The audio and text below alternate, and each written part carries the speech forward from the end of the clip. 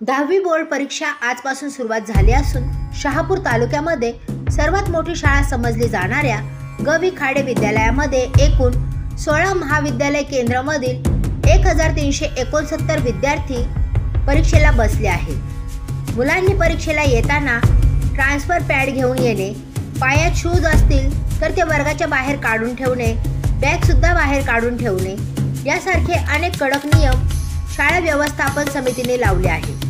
परीक्षा केंद्रात आल्यानंतर विद्यार्थ्यांना कोणत्याही प्रकारचा त्रास होऊ नये म्हणून पाणी व्यवस्था, स्वच्छता यासारख्या अनेक गोष्टींची काळजी घेण्यात आली आहे। या ठिकाणी साधारणतः आजपासून 10वीची परीक्षा SSC बोर्डाची या ठिकाणी सुरू झालेली आहे।